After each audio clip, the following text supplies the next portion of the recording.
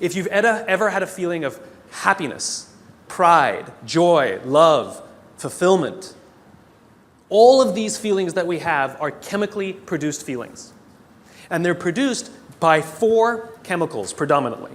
These are basically responsible for all of the feelings that I would generically call happiness. They are endorphins, dopamine, serotonin, and oxytocin, EDSO. These 2 chemicals, endorphins and dopamine, I like to call these the selfish chemicals because you don't really need anybody's help to get them, right? Let me tell you a little bit about what they are. Endorphins. Endorphins are designed to do one thing and one thing only: mask physical pain. That's it. That's what they do. If you're a runner, if you've ever gone and done heavy exercise, you've heard of an endorphin rush or a runner's high. Basically what's happening is when that runner's out there pushing their bodies harder than they've ever pushed before, they feel good. And when they're done with their run, they feel fantastic. And then an hour later, they're in pain for damage they caused to their muscles an hour before, right? This is what endorphins are designed to do. They're designed to mask physical pain, right? These chemicals are trying to make that happen. So in these caveman times, 50,000 years ago, Paleolithic era, we had to eat. We're not the strongest, we're not the fastest. But there's one thing that the human animal is made for: endurance. We could track an animal for hours and hours and hours and miles and miles and miles. And if we were tired, we'd keep going. And if we got injured or we had to bring the food back to the cave, we'd continue to do it. And it was so good, it felt so good, that maybe we'd even volunteer to go hunting the next day, just like we get addicted to exercise, right? Oh my God, it was so much fun yesterday. I will totally go hunting tomorrow, right?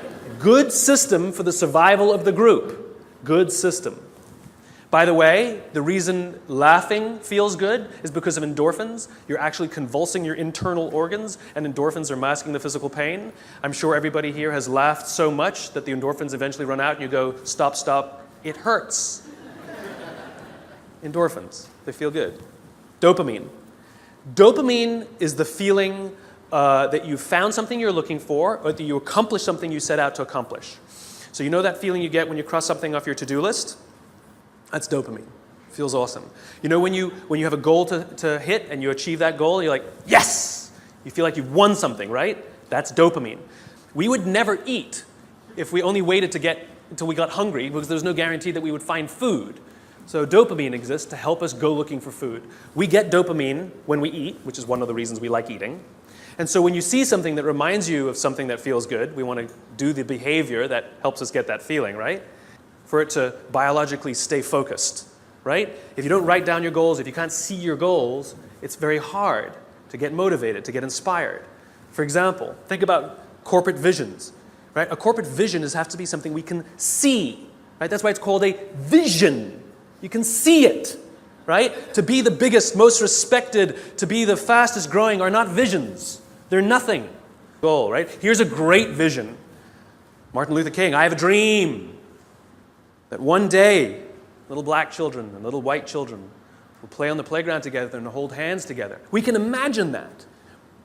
Dopamine is highly, highly, highly addictive. Here are some other things that release dopamine: alcohol, nicotine, gambling, your cell phone. Oh, you think I'm joking? Okay, we've all been told that, if you wake up in the morning and you crave a drink, you might be an alcoholic. Well, if you wake up in the morning, the first thing you do is check your phone before you even get out of bed, you might be an addict, right? What are the symptoms of a dopamine addiction to technology? Distractibility, inability to get things done, easily distracted, shortness of attention. It's all the same thing, so we misdiagnose things. It's the addictive quality of dopamine.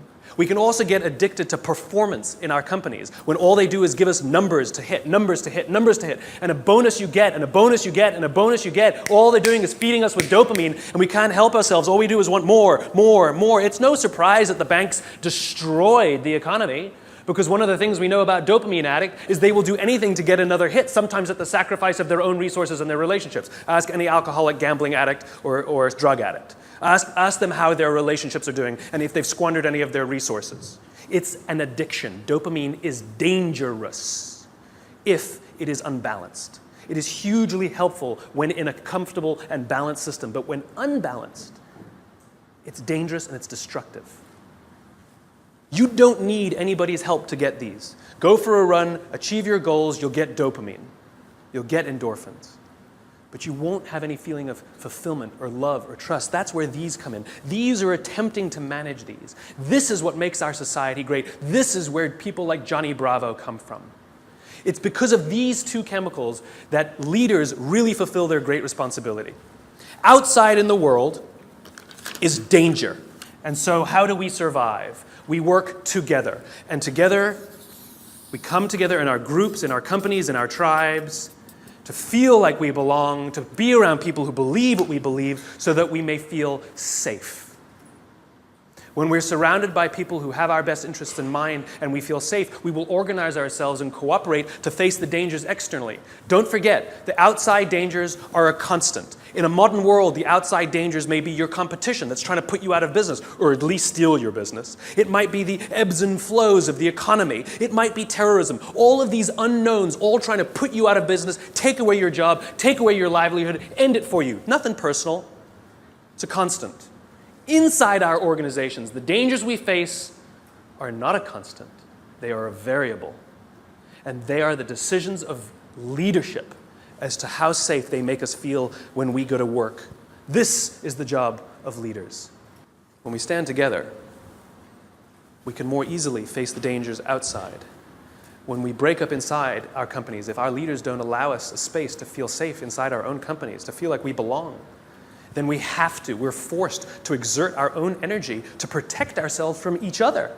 And, by the way, expose ourselves to greater danger from the outside.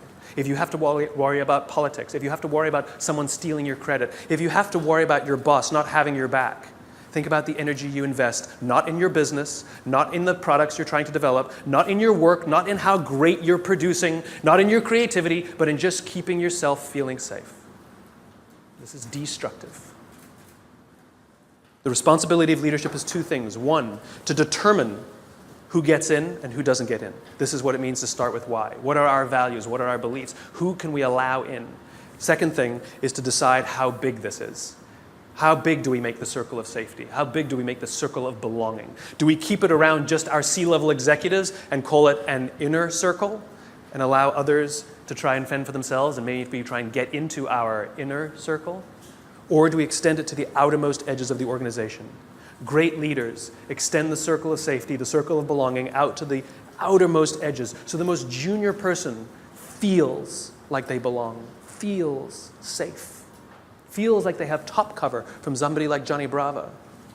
That's what these other two chemicals are trying to do. Serotonin is the leadership chemical, is responsible for feelings of pride and status. This is why public recognition is very important. We are social animals, and we need the recognition of others. This is why we have the Oscars, and this is why we have public awards events. This is why we have commencement for graduation. I mean, think about it. What does it really take to get to graduate college? You need to pay your bills, fulfill the minimum requirements, and collect enough credits. That's it, right? It's a formula. You could get an email that says, congratulations, you fulfilled all the requirements for graduation. Enclosed, please print out the PDF of your diploma. P.S. magna cum laude, right? Wouldn't feel so good, right? So instead, we have a big ceremony to recognize the accomplishment. And in the audience, we put our family and our friends and our teachers, all of those in our tribe who've supported us and watched our backs as we've made it through. And then we show up on that day, and we go up on that stage, and we take our diploma. It feels great. We feel our status rise. We feel our pride go up. And by the way, when you have serotonin in your veins, your confidence goes up also. And here's the best part about serotonin. At the exact moment that you took your diploma and you felt that surge of serotonin go through your body, at the exact moment, your parents sitting in the audience also got a surge of serotonin and also felt an intense pride watching you graduate. And this is what serotonin is trying to do. It is trying to reinforce the relationship between parent and child, boss and employee, coach and player, the caregiver and the one who is grateful for the support they are given. And think about it. Think of the speeches that we give. If you give an award to somebody, what do they say? I couldn't have done it. I thank God. I thank my parents. I thank my coach. We thank the person who we believe was looking out for us.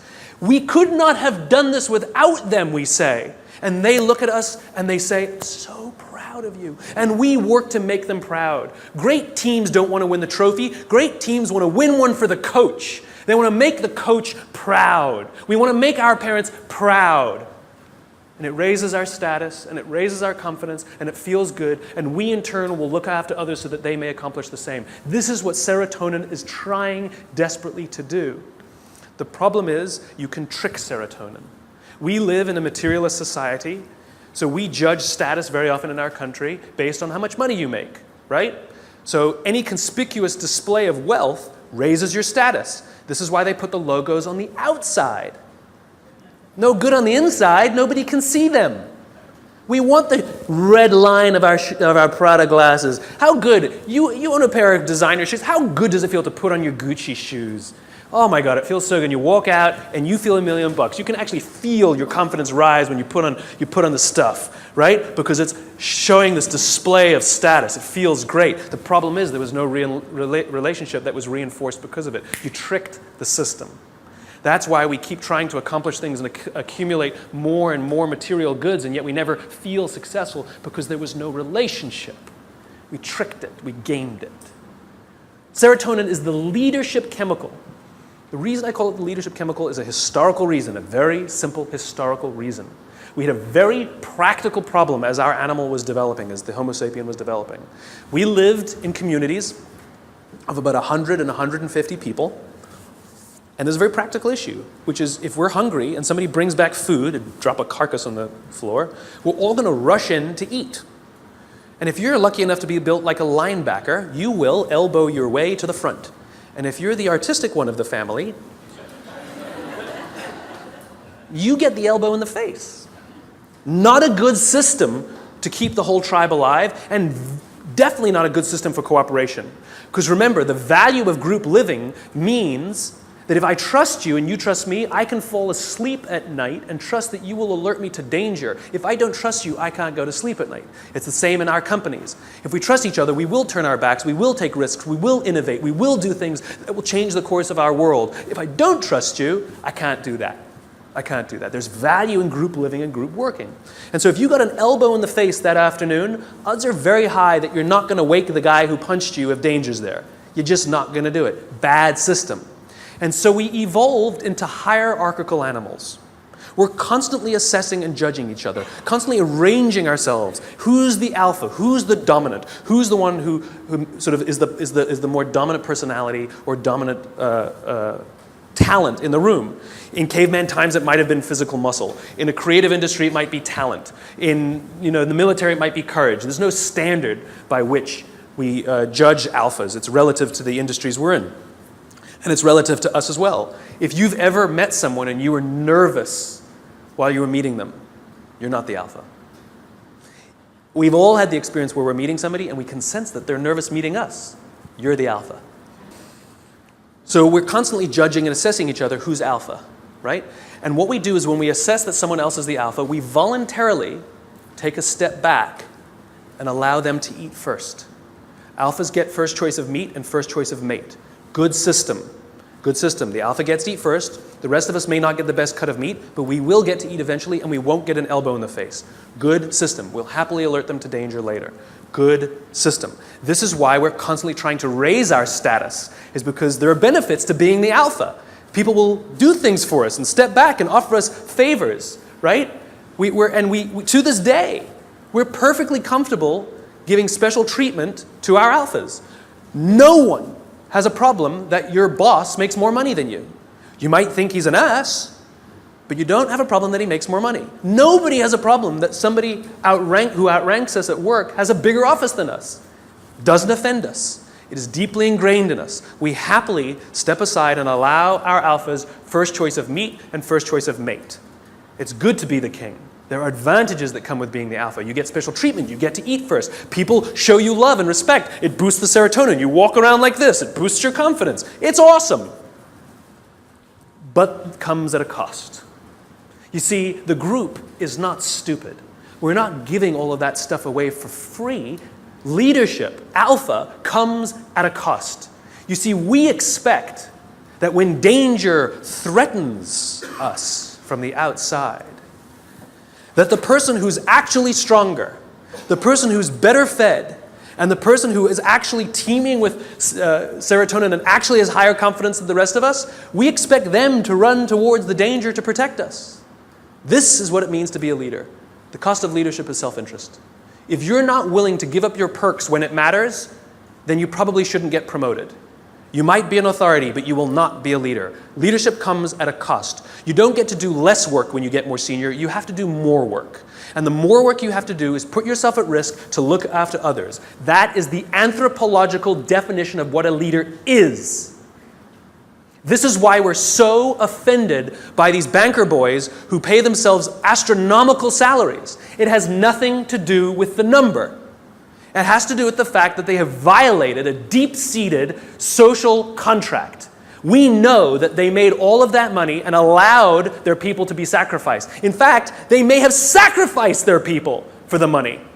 If I told you we're going to give $150 million to Nelson Mandela, would anyone have a problem with that? Nope. $250 million to Mother Teresa. Got an issue with it? Nope. It's not the number. It's not the amount of money they make. It's that we are deeply and viscerally offended that we know that we allowed them to have this alpha position and they did not fulfill their responsibility of the alpha. They're supposed to sacrifice themselves for us, never sacrifice us for themselves. This is why we're angry and offended and don't trust them. They fail. Oxytocin. This is the best chemical of all. Oxytocin is the feeling of love and trust and friendship. It's all the warm and fuzzies. It's all the unicorns and rainbows. It's the reason we like to spend time with our friends even if we don't do anything with them. We just sit and watch TV. We love their company. I promise you, nearly every single person sitting in this room today chose the person they're sitting next to. You're not sitting next to a stranger. You're sitting next to somebody you met, came with, or kind of know a little bit. Why? Because it makes you feel safer, doesn't it? If you got up and went and sat next to strangers, it wouldn't feel so good. That's the feeling of oxytocin. Oxytocin is that intense feeling of safety that someone's got your back. There are multiple ways you can get oxytocin. One way to get it is physical contact. Hugging feels wonderful. This is why shaking hands matters. But business, relationships are not rational. They're about feeling safe. They're about feeling we belong. It's human. And one of the ways we want to know that that relationship is solidified is with physical touch. Their simple refusal to touch you, to exchange that oxytocin, means one of two things will happen. You will either completely scuttle the deal or you will go into it nervous. Human bonds matter. Another way you can get oxytocin is through acts of human generosity. An act of human generosity is defined as giving of your time and energy and expecting nothing in return. Money doesn't work. Sorry. You spend money, you make money. You spend time, you'll never get it back. Some of you are sitting in this room right now saying, I will never get this time back. I got nothing for you. So we put a premium on people who give us their time and energy. A leader who says to you, I'll pay for something for you, is not a leader. A leader who comes and sits down next to you and says, how can I help you, is a leader. So it's kind of like sending your son an email, right? Dear son, your mother and I care that you feel like a valuable part of this family. Please tell us candidly what we can do better so that you feel like you belong here because we really love you. Love, Dad. Or you go into his room, you sit on his bed, and you say, hey, son, your mom and I really care that you feel like a valuable member of this family. Please tell us candidly what we can do better because we want you to feel like you belong and we really love you. Same words, same intention, same desire. The difference is one you gave time and energy and the other one you didn't. This is the problem with email. It's too easy. It's too easy. There's no time and energy expended. It's too easy. Don't feel anything. If I come to your house for dinner and you make me a lovely dinner, the next day I send you a very nice thank you email, what a wonderful host you are. Or 3 days later, you receive a handwritten note from me with the exact same words that were written in the email. Which one makes you feel better? Handwritten note. a little bit of time, a little bit of energy, something you will never get back. And if you expect something in return, then you weren't really giving in the first place. You take someone out for dinner because you want them to hire you, you're not really taking them out for dinner. You want something in return. It's just a protracted transaction. It's not relationship building. It's nonsense. Oxytocin, it actually is good for us. It increases our ability to solve problems. It increases our creativity. It's really good for us, and it's not addictive. It just feels great. It takes time to build up, though. You know, if I went on a date with a girl the other day, it was a first date, we totally got along great, we're going to get married. Why are you laughing? That's my social life. The reason you laugh is because you inherently know that I cannot form a bond of trust strong enough to get married in 7 days. You know that. Why don't you go on a couple more dates? Right? Inherently, you know that. Right? But if I told you that I've been dating somebody for 7 years and we're not married yet, what do you say? What's wrong? In other words, we know that that bond of trust takes more than 7 days and less than 7 years. Don't know how long it takes, though. We don't allow this to happen. We're too busy sending emails. We're too busy sending emails. The next time you want to tell somebody something, email is fantastic for the exchange of information, right? It's fantastic. Here's the report you wanted. The meeting's at 4 o'clock. Fantastic. What did you think of my idea? Do not reply on an email. That's an emotional question. Email is a rational tool. You get up from your desk, you walk the 30 feet, and you say, wanted to tell you what I thought of your idea. And I promise you, not only will that information be better received, but you will start to create relationship because oxytocin starts to get released. If you can't get up and walk 30 feet, pick up the telephone. I've done it. It's an amazing thing. You pick up the phone and you go, hey. They're like, hey, what's the matter? They're like, no, I'm just replying to your email. Wanted to tell you what I thought. What? And people who tell me, but I need a paper trail. Have the conversation, hang up and say, just to confirm what we talked about, boom, there's your paper trail. The reason we get so many emails is because we reply to them all. And 12 emails are sent, and then somebody misunderstands something, and somebody gets angry, and then you have to pick up the phone and deal with it anyway. Do it at the beginning. Quicker, easier, better. Biology. There's one more chemical I haven't told you about. The big C. Cortisol. Cortisol is the feeling of stress and the feeling of anxiety. We share these chemicals with all the social mammals. So that when we go to work and somebody says, I think there's going to be layoffs, all of us are like, what do you mean? Wait, we're all paranoid now. We're all freaked. I shouldn't have talked in that meeting. We start to get crazy. We start to get paranoid. Our hearts start to race. That's what cortisol does. It's trying to keep us alive. You wake up in the middle of the night, you hear a bump in the middle of the night. What's the first thing you do? You wake the person next to you. And then what do? They go, and if there's nothing there, you go and trust your eyes, right? You go looking for it. We're visual animals, right? If there's nothing there, you go like this. Cortisol leaves our body, and we relax, and our heart rate goes back down. Cortisol, to get all of that extra energy, to make us paranoid, to make us self-interested, it needs to shut down non-essential systems, because it has to get it from somewhere, right? So it shuts off things like growth. You don't need your fingernails to grow at that moment. It shuts it off. The other thing it shuts off is our immune system. Don't need it in that moment. The problem is you're not supposed to have cortisol in your system all the time. You're supposed to have it in and then gone. And when we go to work in a place that doesn't make us feel like we belong, that doesn't make us feel safe when we're at work, guess what? We got little bits of cortisol dripping in our body. Drip, drip, drip, drip. Makes us paranoid. Drip. I know my boss hates me. I know he hates me. He hates all my ideas. I know it. Drip, drip. It makes us self-interested. One of the things cortisol does, it inhibits the release of oxytocin. Biologically, if you work in a high-stress environment where you don't feel safe, you are biologically less empathetic and less generous. We don't care about each other because we're too busy trying to protect ourselves. Drip, drip, drip.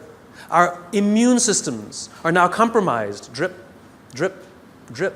We live in a country with some of the best medical education in the world, some of the best medical systems in the world, some of the best doctors in the world, some of the best hospitals in the world, some of the best medicines in the world. Please explain to me why diabetes is on the rise, heart disease is on the rise, some cancers are on the rise. It ain't partially hydrogenated oils. Our jobs are killing us. And the people who are responsible are the leaders. And we also know that parents who come home stressed out, their kids learn that this is what work is. That work is something that makes you short-tempered and unhappy. And so they expect it as they grow older. Worse, we know that parents who come home upset and angry, it has such a negative impact on their children that there's some studies that show that they might actually become bullies because of their unhappy parents who hate their jobs and have excessive amounts of stress. Leadership is not a rank. Leadership is not a position. Leadership is a decision. Leadership is a choice. It has nothing to do with your position in the organization. If you decide to look after the person to the left of you and look after the person to the right of you, you have become a leader.